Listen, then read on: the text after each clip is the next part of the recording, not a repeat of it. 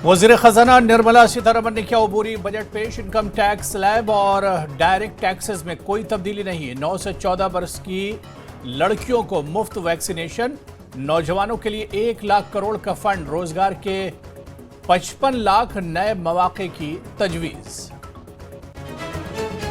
अबूरी budget में Jammu Kashmir UT के लिए बड़ी सौगात। गुज़िश्ता बरस के मुकाबले 1696.3 करोड़ रुपए का इजाफा। लद्दाख के लिए 5,958 करोड़ रुपए का बजट अलॉट। बजट में कुछ नया नहीं। नेशनल कॉन्फ्रेंस के सदर डॉक्टर फारूक अब्दुल्लाह का बयान। सयाहत में इजाफे और रोजगार बढ़ाने की जताई उम्मीद। कहा, खवातीन को बाइख्तियार बनाना अच्छी बात मगर नहीं बननी चाहिए शादियां टूटने की वजह। अपोजिशन जमातों ने दिया बजट को मायूस कुन करार। कहा, हम लोगों और बेरोजगार नौजवानों के लिए बजट में कुछ नहीं। बजट में तरक्की से ज्यादा दी गई है वोट पर तवज्जो। और वादी कश्मीर के बेशतर इलाकों और मैदानी इलाकों में बर्फबारी। कई सरहदी इलाकों के सड़क राब्ते बंद। बर्फबारी और बारिश से लोगों ने राहत की सांस ली। मुख्तलिफ इलाकों में सड़क से बर्फ हटाने का काम दिया गया अंजाम।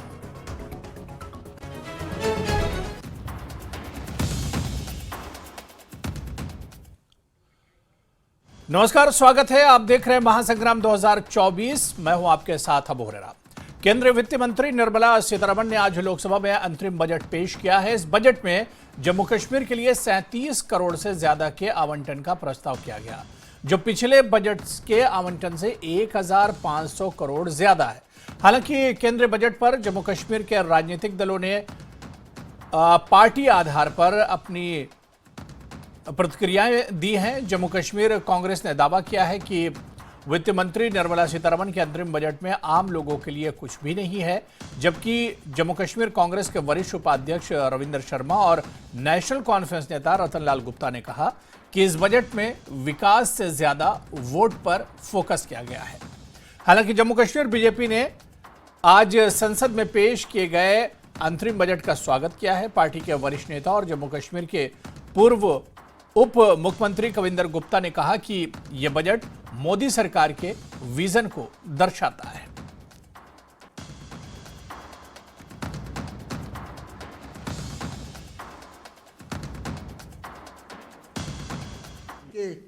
खोदा पहाड़ निकला चूहा। पहली जो मैडम ने तकरीर की पार्लियामेंट के अंदर, पहला पोर्शन अगर आप देखें तो ये लगता है कि एक पॉलिटिकल तकरीर थी कि भाई कहीं इलेक्शन में वो अपनी तकरीर कर रही हैं और वोट मांग रही हैं। ऐसा नहीं होता। आप पार्लियामेंट के अंदर बजट पेश कर रहे हैं और बात आप वोटों की कर रही हैं, तो मैं समझता हूँ ये डेमोक्रेसी के लिए एक चोट है। बजट में कुछ खास तो है नहीं, क्योंकि चुनाव से पहले का अंतरिम बजट है, इसलिए 2047 की बातें की गई हैं। टारगेट जो है वो अगले 5 साल का भी नहीं, 2047 तक। पहले जैसे 2014 में कहा था बुलेट ट्रेन होगी, स्मार्ट सिटी होंगे, मेट्रो सिटीज़ होंगे, जम्मू वाले भी इंतज़ार करते थे, लेकिन ऐसा तो कुछ हुआ नहीं। तो ये सरकार जो है वो नारे लगाने में बड़ी बात है, लेकिन कोई इनकम टैक्स में रिबेट नहीं मिला। देश की प्रगति, देश का उत्थान और देश को गति देने वाला बजट है। इसमें सभी वर्गों को, चाहे वो महिला हो, गरीब कल्याण हो, रक्षा का क्षेत्र हो, हमारा इंफ्रास्ट्रक्चर का क्षेत्र हो, सभी को ध्यान में रखा गया है। भारतीय जनता पार्टी के जो भी बजट आए हैं उसमें विशेष करके गरीब कल्याण को मेन फोकस रखा गया है, महिला सशक्तिकरण पर फोकस रखा गया है, और जो ऑलरेडी सभी काम चल रहे हैं उसमें बहुत सी राशि भी बढ़ाई गई है। और चलिए इसी बजट पर हम आज चर्चा करेंगे कि आखिर जो अंतरिम बजट जम्मू कश्मीर में पेश हुआ है, इस बजट केंद्र का जो अंतरिम बजट पेश हुआ, इसमें जम्मू कश्मीर के लिए क्या खास है, जम्मू कश्मीर को इससे क्या कुछ मिला है और क्या कुछ इस बजट से इशारा मिल रहा है जम्मू कश्मीर के विकास को लेकर, रोजगार को लेकर चर्चा करेंगे। बहुत खास मेहमान मेरे साथ महासंग्राम में जुड़ रहे हैं। मेरे साथ एडवोकेट मुजफ्फर इकबाल खान साहब, सीनियर लीडर हैं जम्मू कश्मीर नेशनल कॉन्फ्रेंस से, वो जुड़े हुए हैं। एडवोकेट आर एस पठानिया जी, स्पोक्स पर्सन है जम्मू कश्मीर बीजेपी के, वो भी इस चर्चा में मेरे साथ जुड़े हुए हैं। दोनों मेहमानों का बहुत स्वागत है। मैं एडवोकेट मुजफ्फर इकबाल खान साहब, आपका पहले रिएक्शन लेना चाहूंगा कि आज जो अंतरिम बजट था लोकसभा चुनाव से पहले का आखिरी बजट इस सरकार का, मोदी सरकार का, किस तरह से इस बजट को आप देखते हैं और जम्मू कश्मीर के लिए क्या लग रहा है, इस बजट में क्या खास है?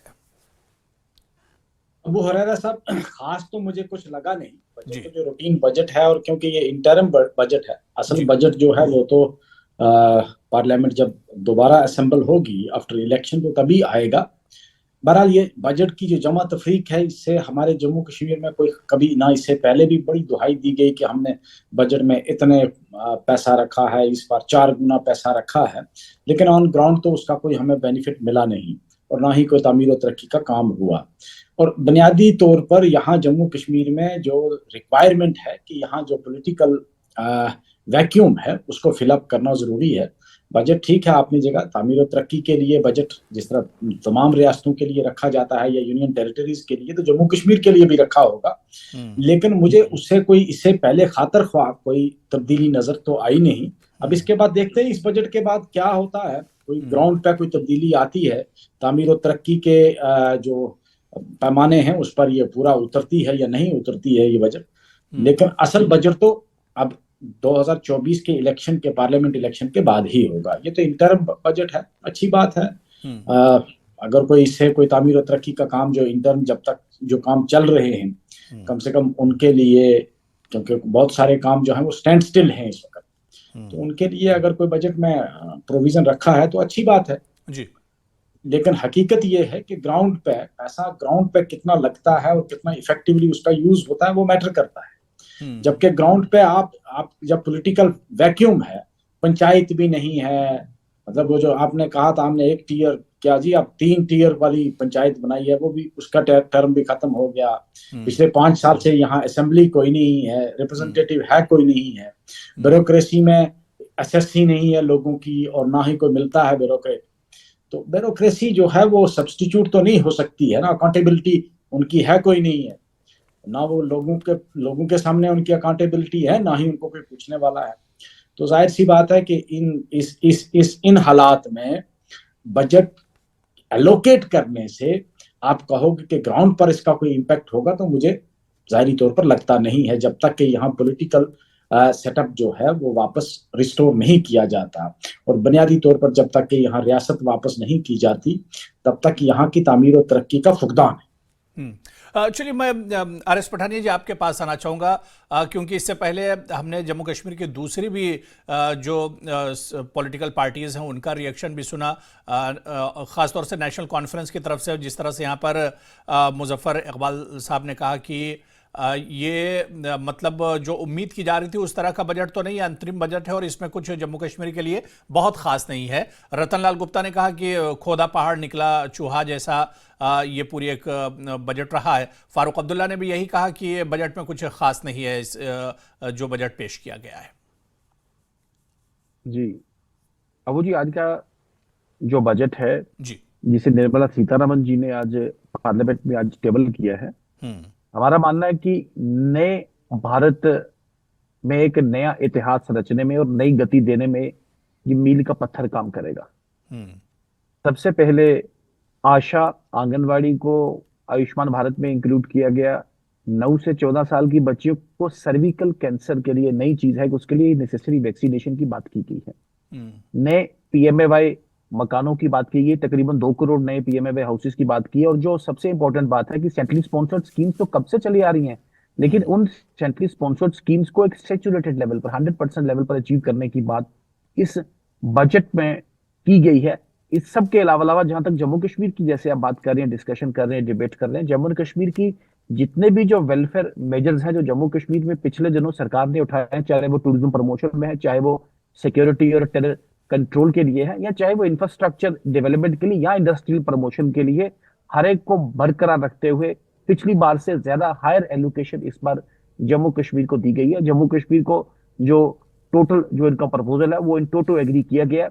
और इन सब के साथ साथ जहां तक इंफ्रास्ट्रक्चर डेवलपमेंट की बात करें, पीएमए की बात करें, जम्मू के 2 बहुत बड़े इशू हैं जिनमें इस बजट में एक नई उम्मीद एक जगी है। सबसे पहले तो जम्मू कश्मीर का पीएमजीएसवाई का नेक्स्ट फेज जो बहुत देर से पेंडिंग है, बड़े लोगों में उम्मीदें जगी हैं, ये कब नेक्स्ट फेज आएगा और नेक्स्ट फेज के चलते जम्मू एंड कश्मीर में एक नई तरक्की का, और खासकर रूरल कनेक्टिविटी का, गाँव में, जिन गाँवों में सड़क ही नहीं सुविधा, उनके लिए तो एक स्वर्ग, जिसे कहते हैं जन्नत के साथ, जन्नत बन जाता है उनका अपना गाँव। तो वो PMAY, प्रधानमंत्री ग्राम सड़क योजना का नेक्स्ट फेज, और प्रधानमंत्री आवास योजना सेचुरेशन पीरियड की, जिसका मतलब है कच्चा मकान बिना कोई मुलाजिम नहीं होना चाहिए और पेंशनर नहीं होना चाहिए, कच्चा मकान वाला कोई भी पूरे जम्मू कश्मीर में नहीं रहेगा। ये जम्मू कश्मीर की सबसे बड़ी खुशी की बात है, जिसे हमें सेलिब्रेट करना चाहिए, जिसे हमें डिक्लेयर करना चाहिए। ओवरऑल भी जहां तक 1 लाख करोड़ का कॉर्पस क्रिएट किया गया है, ये जो लोन्स हैं, उन लोन्स को भी एक नया एक्सटेंशन दिया गया है। MSMEs पे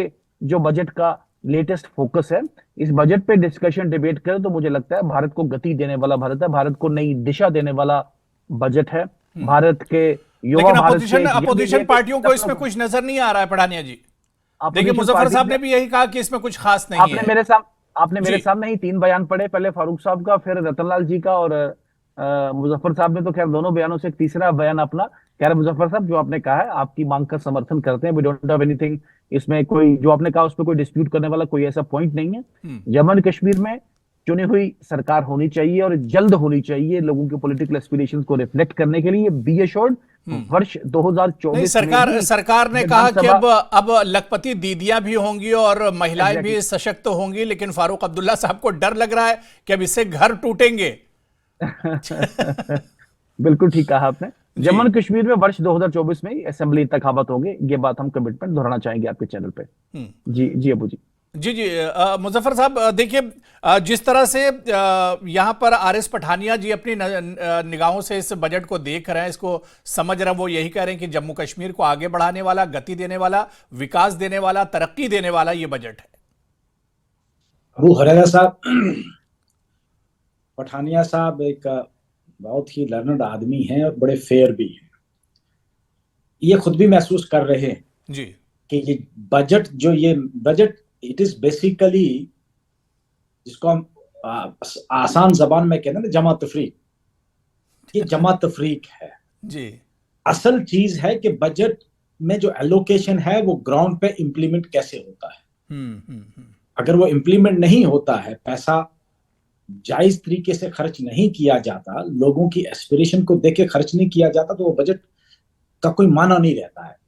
बहुत अच्छी बात है। बीजेपी और खुद PM मोदी साहब कहते हैं कि पहले अगर 1 रुपया सेंटर से चलता था तो उसका 5 पैसे पहुंचता था जम्मू कश्मीर, और अब तो अगर एक रुपया निकलता है केंद्र से तो पूरा का पूरा पहुंचता है।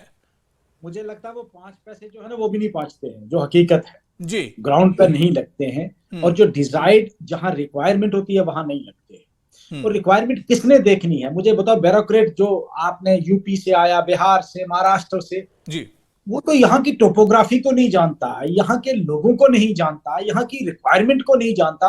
अब दिल्ली की रिक्वायरमेंट और जम्मू कश्मीर की रिक्वायरमेंट एक जैसी नहीं हो सकती है, और जम्मू की रिक्वायरमेंट अगर आप कहोगे तो वो रजौरी, पुंछ, डोडा, भद्रवाह, किश्तवाड़ की जैसी नहीं हो सकती है। श्रीनगर की रिक्वायरमेंट और कुपवाड़ा की रिक्वायरमेंट एक जैसी नहीं हो सकती है। आप एक यार्डस्टिक लगाकर पूरे इलाके को आप कहोगे नहीं हमारी ये स्कीम है। जिस तरह इन्होंने कहा भाई, जो पहले इंदिरा आवास योजना थी, आजकल वो प्राइम मिनिस्टर रोजगार योजना है, उसमें घर बनते हैं। ये बेसिकली बहुत पुरानी स्कीम है। आस्ता आस्ता एक स्टेज आई कि आज हम ये तवक्को करते हैं कि आने वाले 5-10 साल में वाकई कोई कच्चे मकान वाला नहीं रहना चाहिए।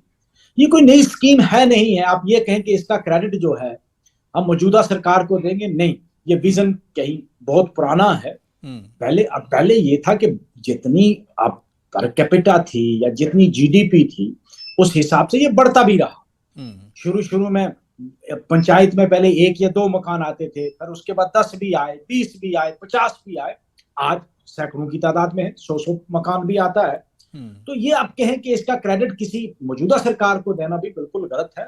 मैं ये नहीं कहता कि ये गलत है, बहुत अच्छी स्कीम है कि जो जिन लोगों के मकान नहीं हैं या जो लोग कच्चे मकानों में रहते हैं। नहीं, इस देखिए ये आपने खुद कहा कि हम सभी जानते हैं कि ये एंट्रीम बजट है और फिर 3-4 महीने के बाद जब सरकार बदलेगी, 3-4 महीने के बाद एक जो कंप्लीट बजट आएगा उसमें चीजें होंगी। अब सरकार यही रहेगी या सरकार बदलेगी ये तो पता नहीं है, लेकिन ये बजट एक तरह से टेम्परेरी बजट होता है। लेकिन इसमें भी आप देखिए कि तकरीबन 1600 करोड़ रुपए पिछले बजट से बढ़ाकर इसमें एक तरह से दिए गए, मेंशन किए गए हैं अबू हुरैरा साहब, जम्मू कश्मीर के लिए। ये कुदरती बात है। देखो, बजट में जो मेन चीज थी एम्प्लॉयमेंट जनरेट करने के लिए, there is no such provision. कोई ऐसा है नहीं है कि भाई जिससे एम्प्लॉयमेंट जनरेट होगी। और जम्मू कश्मीर में यहाँ कोई इंडस्ट्री नहीं है except fruit industry which is only confined to the valley of Kashmir. Jammu में तो फ्रूट इंडस्ट्री भी नहीं है, और दूसरी इंडस्ट्री भी यहाँ जो है छोटी मोटी वो डिफंक्ट पड़ी है। उनमें उनको बहुत सारे लोगों की तो इंडस्ट्रीज जो हैं, फैक्ट्रीज क्लोज हो गई, वहां से भी एम्प्लॉयमेंट खत्म हो गई। यहाँ गवर्नमेंट एम्प्लॉयमेंट है, जितनी भी है गवर्नमेंट एम्प्लॉयमेंट है। प्राइवेट सेक्टर में आप बहुत लिमिटेड एम्प्लॉयमेंट है। उसके लिए मुझे नहीं लगता कि इस बजट में कुछ रखा गया या पिछले 4-5 जी रोजगार के लिए जो बात यहाँ पर मुजफ्फर साहब कर रहे हैं कि रोजगार के लिए इस बजट में ऐसा कुछ नहीं है, और एक बड़ी तादाद पढ़े लिखे बेरोजगारों की है जम्मू कश्मीर में जी। और इन्फ्लेशन को कंट्रोल करने के लिए भी इसमें मैं आपके श्रोताओं के नॉलेज में डाल दूं कि वर्ष 2015 से लेके 2021 तक 13.5 करोड़ जो इस देश की आबादी है वो बिलो पॉवर्टी लाइन से बाहर आ सकी है। ये एक वक्त था कि देश में पता नहीं था कि स्टार्टअप क्या होता है। आज 30 करोड़ को मुफ्त में राशन अभी भी मिल रहा है जी। एग्जैक्टली आज पूरे देश में 1 लाख से ऊपर स्टार्टअप्स हैं। और जहां तक एम्प्लॉयमेंट जनरेशन की बात करें, मैंने कहा medium and small micro enterprises में ये एक भारत की एक नई, एक जिसे कहते हैं रोजगार में सेल्फ डेवलपमेंट, सेल्फ इंडिपेंडेंस और एक सेल्फ क्रिएशन। जम्मू कश्मीर में कितना रोजगार दिया है या जम्मू कश्मीर में आगे कितना रोजगार देंगे, ये सवाल है मुजफ्फर साहब का। जी, मैं रोजगार पे आ रहा हूँ। देखिए, आज के बजट की अगर बात करें, it has reiterated India to be a developed country by 2047 which means $1200 एक आदमी को, और विच 12,000 20 साल और इंतजार करना पड़ेगा। अभी 20 साल का और टाइम बचा हुआ।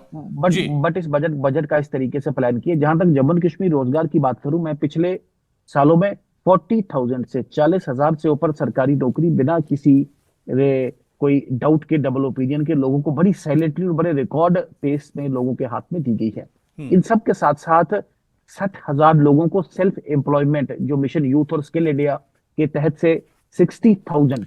हाँ, तो ये तो ऊंट के मुंह में जीरा है। ये अगर आप देखिए, ये आंकड़े अगर आप देखिए जी जी अगर इन दोनों को अगर आप टैग करें तो इसका मतलब है 1 लाख से ऊपर लोगों को बिल्कुल डायरेक्टली और सेल्फ एम्प्लॉयमेंट उसमें प्लान करने की कोशिश की गई है, डायरेक्टली स्ट्रीम में लाने की कोशिश की गई है, इतने युवाओं को एंगेज किया गया।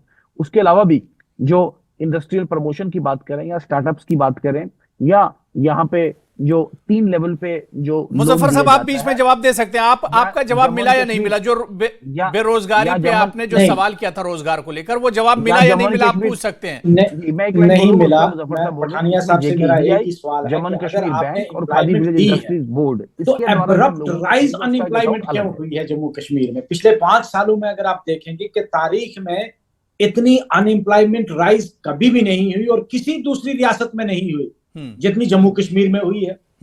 अनएम्प्लॉयमेंट राइज जो पठानिया साहब कह रहे हैं 1 लाख से ज्यादा नौकरियां दी गई हैं। अब वो तो हमें तो मैं कहता हूं ग्राउंड पे अगर इनकी बात मान ली जाती है तो अनएम्प्लॉयमेंट राइज आंकड़े बता रहे हैं पठानिया साहब, आंकड़े बता रहे हैं जी।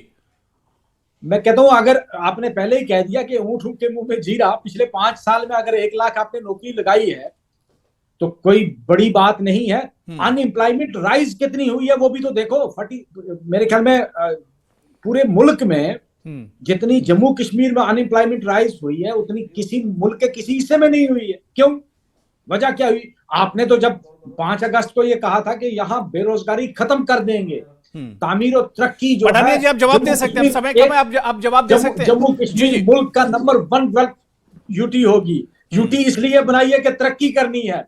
अरे भाई, तरक्की करते करते हमारी जो असेंबली है वो भी चली गई, जमीनें भी गई, नौकरियां भी गई। ये तरक्की हुई है। मैं एक और आंकड़ा आपके सामने पीआईबी का रखूं मुजफ्फर साहब।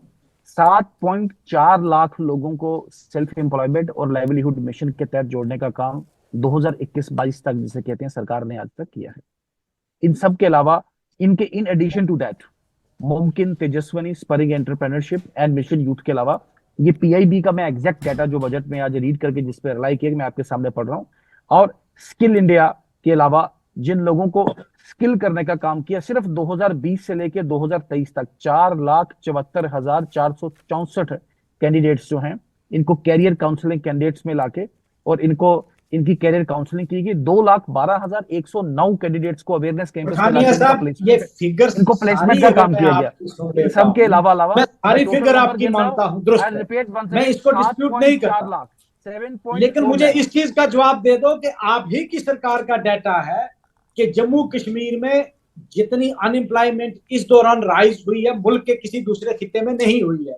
इट मींस जो आप डाटा दे रहे हो वो भी इनसफिशिएंट है। मुजफ्फर साहब, वो एक आपके ध्यान में ले आऊं कि बड़े साथी उसे बार बार डिबेट्स में रिलाई अपॉन करते हैं, वो एक ऐसे संगठन का एक डाटा है which can not be relied. Bharat अगर किसी के सरकार का डाटा भी करता है वो है no sir, national sample survey organisation NSSO का डाटा मैं आपके सामने पढ़ रहा हूँ कि 7.4 लाख लोगों को कनेक्ट करने की बात की गई। मुमकिन, skill development, Tejaswini, spurring entrepreneurship, mission youth के तहत इन स्कीमों ने जाके एक नया इतिहास रचने की जम्मू कश्मीर में बात की। और जहां तक गवर्नेंस और ट्रांसपेरेंसी की बात है, जम्मू कश्मीर में एक हाई स्टैंडर्ड्स मेंटेन करने की बात है, जिसमें कहीं भी कोई स्कोप, हल्का सा कोई स्कोप नहीं है किसी को। मुझे पठानिया साहब से एक जवाब चाहिए मुझे, अगर मुझे एक चीज का जवाब दे देंगे पठानिया साहब। जी बताएं। पठानिया साहब सिर्फ एक चीज का जवाब दे देंगे, क्या आप अपने दिल पे हाथ रख के कह दें कि आज हमारे पास एक साफ और शफाफ सिस्टम है, हमें डेमोक्रेसी की जरूरत नहीं है, हमें कोई एमएलए की, असेंबली की, किसी सरपंच की, पंच की जरूरत नहीं है। ठीक है, मैंने पहले आपकी बात एक्सेप्ट कर ली, उसमें कोई ऐसी बात नहीं है, लेकिन एक बात आपको, अगर सिस्टम बेहतर चल रहा है तो वाकई जरूरत नहीं है, फिर तो जरूरत ही कोई नहीं है। डेमोक्रेसी को खत्म करना चाहिए पूरे मुल्क से और इन्हीं ब्यूरोक्रेट को दे देना चाहिए। आतंकवाद और जिसे कहते हैं परिवारवाद से रिश्वतखोरी जितनी इस दौर में हो रही है, जम्मू कश्मीर का नौजवान माफ करना। चलिए अब देखिए, मैंने दोनों लोगों को समय दे दिया, अब मेरे पास समय नहीं बचा है। बहुत बहुत शुक्रिया। अब देखना ये होगा कि ये जो बजट जम्मू कश्मीर के लिए अलॉट किया गया है, तो इससे जम्मू कश्मीर का कितना डेवलपमेंट होता है, कितना विकास होता है और कितना रोजगार मिलता है, ये आने वाले दिनों में देखना बहुत अहम होगा। बहुत बहुत शुक्रिया मुजफ्फर इकबाल खान साहब और आरिस पठानिया जी मेरे साथ जुड़ने के लिए। बहुत छोटा सा ब्रेक लेंगे, हाजिर होते हैं।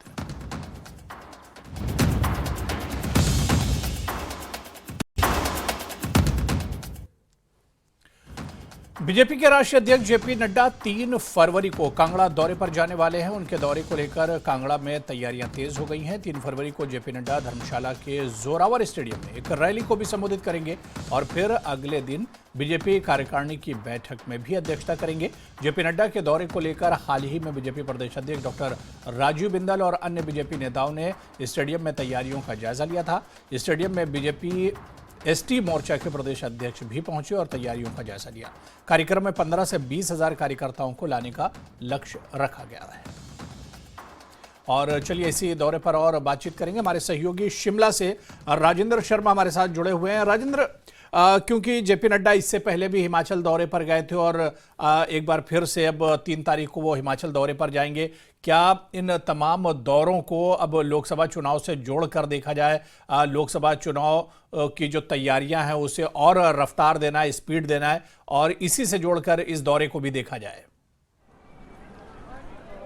हाँ बिल्कुल, अब लोकसभा चुनावों से सीधे तौर पर जोड़कर हम देख सकते हैं और आज नेता प्रतिपक्ष की तरफ से प्रेस कॉन्फ्रेंस में भी इस बात का जिक्र किया गया और सीधे तौर पर कहा गया कि उनके कार्यक्रम के बाद जो अगले दिन उनकी प्रदेश कार्यकारिणी की बैठक होगी उसमें लोकसभा चुनावों को लेकर महत्वपूर्ण चर्चा होगी और कई अहम निर्णय हो सकते हैं। हालांकि खुलासा उन निर्णयों का ज़रूर बैठक के बाहर नहीं आता, बैठक के बीच में ही सारी चीज़ें होती हैं और हाईकमान को सारी चीज़ें जाती हैं, लेकिन अहम बैठक बैठक होने वाली है कांगड़ा में लोकसभा चुनावों को लेकर। जेपी नड्डा इस पूरी फीडबैक हिमाचल प्रदेश की लेंगे और क्या कुछ किया जाना है अब हिमाचल प्रदेश में, क्योंकि चारों संसदीय क्षेत्रों का जेपी नड्डा दौरा कर चुके हैं खुद और चारों संसदीय क्षेत्रों में बैठक कर चुके हैं, जनसभा कर चुके हैं, रोड शो कर चुके हैं। तो अब कांगड़ा जो हिमाचल प्रदेश का सबसे बड़ा जिला है, वहाँ पर धर्मशाला में पहले एक जनसभा को संबोधित करेंगे और अगले दिन भाजपा की अहम बैठक करेंगे जिसमें तमाम भाजपा के प्रदेश के पदाधिकारी इस बैठक में मौजूद रहेंगे। तो